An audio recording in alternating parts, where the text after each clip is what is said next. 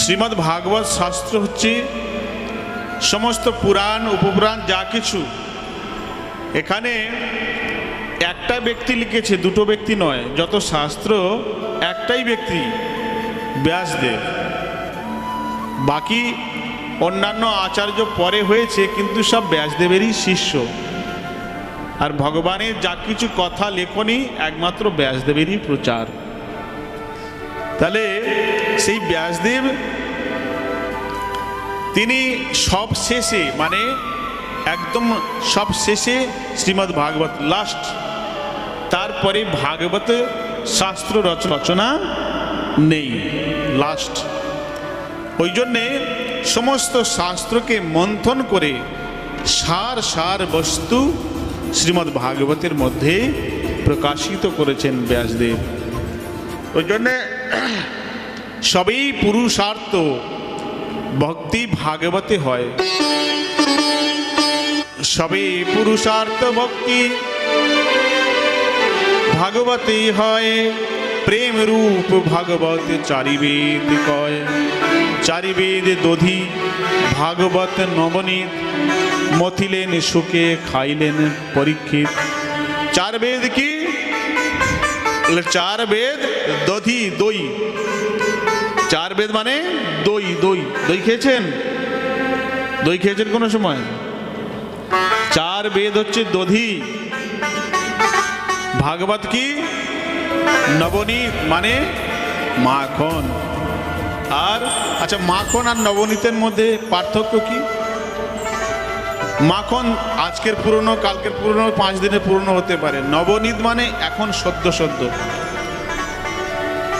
চার বেদ দধি ভাগবত নবনীত, ক্রিম তোলা। আর মথিলেন সুখে খাইলেন পরীক্ষিত। মন্থন কে করলেন? সুখদেব গোস্বামী। আর সেটি পান করছেন কে? পরীক্ষিত মহারাজ।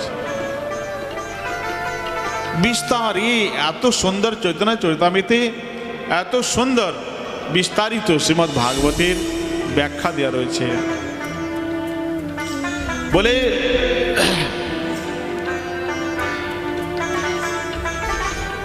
ভাগবত শাস্ত্র সর্বশ্রেষ্ঠ শাস্ত্র।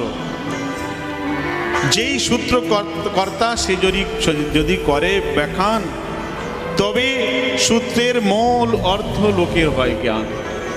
যে ব্যক্তি সমস্ত শাস্ত্রকে রচনা করেন, পরে গিয়ে তিনি যদি সংশোধন করেন, তারপরে গিয়ে লোকের আসল জ্ঞানটি হবে। তো তার জন্যে শ্রীমদ্ ভাগবত সর্বশ্রেষ্ঠ গ্রন্থ। আমরা শ্রীমদ্ ভাগবত গ্রন্থের মধ্যে প্রবেশ করছি। সম্রাট জন্মাদ্যস্য যতন বয়াদি তরতঃ স্বার্থে সবিজ্ঞ স্মরাট। ভগবান কোথায় নিবাস করেন? আপনারা কেউ বলতে পারবেন যে ভগবান কোথায় নিবাস করেন? কোথায়? অনাদির আদি গোবিন্দ সর্ব কারণের কারণ। কোথায়? গোলকে নিবাস করেন। নারদজি যখন ব্যাসদেবের কানে মন্ত্র দিলেন, ব্যাস কি হলেন? ধ্যানস্থ হয়ে গেলেন। ধ্যান যখনই ধ্যানস্থ হয়ে গেলেন, সোজা কোথায় গেলেন? ভগবানের ধামে। তাহলে সেখানে ব্যাসদেব কি লিখছেন? জন্মাদ্যস্য। জন্মাদ্যস্য মানে জন্ম যে বিধান, ভগবানকে কেউ জন্ম দিতে পারে না। জন্মান্তরের অতীত। আমাদের বাবা ঠাকুর দাদা অনেক সব এসে চলে গেছে, কিন্তু ভগবান নিজের জায়গায় সেইভাবে রয়েছে, তাই না? মানুষ বুড়ো হয়ে যাচ্ছে, যে কৃষ্ণ সেইভাবে রয়েছে। তো মহর্ষি বেদব্যাস দেখছেন যে অনাদির আদি তার কীর্তি মহিমা আমি তো গান করিনি। তাই জন্মাদ্যস্য যতন বয়াদি তরতঃ স্বার্থে সবিজ্ঞ স্মরাট। এত সুন্দর শ্লোক। মানে এই শ্রীমদ্ ভাগবতের এই মঙ্গলাচরণ, এটি হলো বীজ। বীজ মানে জীবের মধ্যে বীজ রয়েছে। যেমন ফলের মধ্যে বীজ থাকে, সেই বীজ দ্বারা কিন্তু একটা বৃক্ষ হয়। পেয়ারা তো আমরা খেয়ে নিলাম, পেয়ারার যে বীজ তার দ্বারা কিন্তু বৃক্ষ হয়। মানুষের মধ্যে বীজ রয়েছে। কি বীজ? কৃষ্ণ বীজ, কৃষ্ণ স্বরূপ মানুষের মধ্যে রয়েছে বীজ রূপে। তো এখানে কৃষ্ণ যখন থাকবে, কৃষ্ণের সমস্ত রসও থাকবে। রস বৈশ ভগবানকে বলেছেন বৈদিক রস বৈশ, রস স্বরূপ। তো ভগবানের মধ্যে কটি রস আছে? বলে 12টি রস। ভগবানের মধ্যে 12টি রস আছে। একটি হচ্ছে শান্ত, দাস্য, সখ্য, বাৎসল্য, মধুর, 5টি বিশেষ রস মেন। তারপরে বিভৎস রস, করুণ রস, হাস্যরস, এসব ইত্যাদি আরো 7টি গৌণ রস রয়েছে।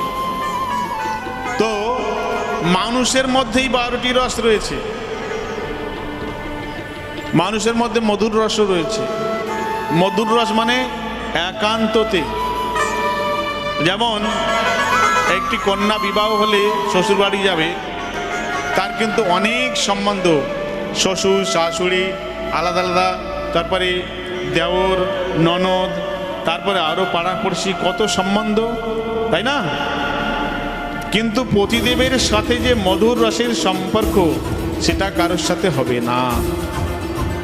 তেমনি ভগবানের মধ্যে যে ভগবান যে মধুর রস আস্বাদন করেন, ভগবানের মধ্যে মধুর রস রয়েছে। ভগবানের মায়া দ্বারা জীব যখন সৃষ্টি হয়েছে, তো সমস্ত ভগবানের যা কিছু আছে তা জীবের মধ্যে রয়েছে, মনুষ্যর মধ্যে। আমরা সবাই সবসময় হাসতে ভালোবাসি। যে কোনো হাস্যরসের কথা বলে আমাদের খুব ভালো লাগে। একটি হাস্যরস, ভগবানও নিজে সবসময় পরিহাস করেন, হাস্যরসের মধ্যে থাকেন। তো মহর্ষি বেদব্যাস বীজ রূপে এই শ্লোকের মধ্যে বেশি প্রবেশ করতে পারবো না, অনন্ত ব্যাখ্যা বীজ রূপে স্থাপনা করলেন। সবকিছু সমস্ত ভাগবতের বিস্তার সবের মধ্যে বিস্তার করলেন।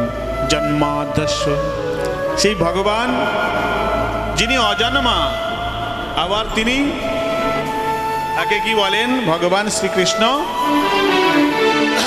বসুদেব সুতম দেবম কংস চানুর্মর্দনম দেবকী পরমানন্দম কৃষ্ণম বন্দে জগদ্গুরু। আহা, জগতের গুরুকে বলে কৃষ্ণ, কৃষ্ণম বন্দে জগদ্গুরুম। আর সেই কৃষ্ণ কি বলছে? আমারও গুরু আছে। ভাবুন, কৃষ্ণ বলছে আমারও গুরু আছে। বলছে আপনার গুরু কে? বলে আমার গুরু শ্রীমতী রাধা রানী, কৃষ্ণেরও গুরু। ভাবুন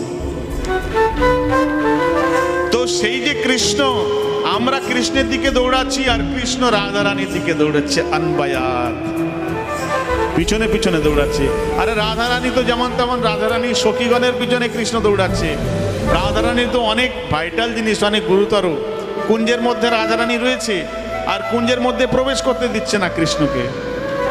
সখীরা বলছে, সখীগণ বলছে, আরে দেখো শট আসছে, শট মানে কপট। কৃষ্ণকে বলছে এই কপট এই আসছে, এই সখী তোমরা এই কুঞ্জে রাধারানীর কাছে ঢুকতে দেবে না। কৃষ্ণ এসেছে সখীদের কাছে হাত জোড়ো করে বলছে, একটু ভিতরে প্রবেশ পাবো কি? রাধারানী না, এখন যাওয়া যাবে না। ভাবুন, আমরা কৃষ্ণের পিছনে দৌড়াচ্ছি, আর কৃষ্ণ কার পিছনে দৌড়াচ্ছে? রাধারানীর পিছনে। আনবায়াত। তাহলে সমস্ত রস এই বীজের মধ্যে, বীজ রূপে। তাহলে এই রসটা বুঝবে কে? জন্মাদ্যস্য যতনবয়াদি তরতস্বার্থে সবিজ্ঞ স্মরণ তেনে ব্রহ্ম হৃদয়াদি কবয়ে। ব্রহ্ম হৃদয়, যার মধ্যে এই তত্ত্ব জ্ঞান রয়েছে, তিনি সবসময় আনন্দ রয়েছে। তেনে ব্রহ্ম হৃদয় আদি কবয়ে। আদি কবিকে, সর্বপ্রথম কবিকে না? ব্রহ্মা আদি কবয়ে। ব্রহ্মাদি আদি কবয়ে, ব্রহ্মার সমস্ত মানস পুত্র, তারাও তাদের মধ্যেই সমস্ত জ্ঞান রয়েছে। বীজ ময়্যন্তি যৎসূরয়া। এই ব্রহ্মাজি এত জ্ঞান থাকার পরেও মোহগ্রস্ত হয়ে যায়। কেমন মোহগ্রস্ত হয়ে যায়? কৃষ্ণ যখন আসবে ভূলোকে, সেই সময় হাত জোড়ো করে ব্রহ্মাজি বলছেন, সত্যব্রতম সত্য পরম ত্রিসত্যম সত্যস্য যোনি নিহিতম চ সত্যে সত্য সত্য মৃত সত্য নেত্রম সত্য আত্মকম ত্বম শরণাম প্রপন্না। ভগবানের কাছে প্রার্থনা করছি, ভগবান আসুন, আপনি সত্য ব্রত করেছেন, আপনি সত্যকে স্থাপনা করবেন। যদা যদা হি ধর্মস্য গ্লানির্ভবতি ভারত অভ্যুত্থানম অধর্মস্য তদাত্মানস্যমহম পরিত্রাণায় সাধূনাম বিনাশায় চ দুষ্কৃতম ধর্ম সংস্থাপনার্থায় সম্ভবামি যুগে যুগে। আপনি ধর্মকে স্থাপনা করবেন বলেছেন, তাহলে আপনি আসুন।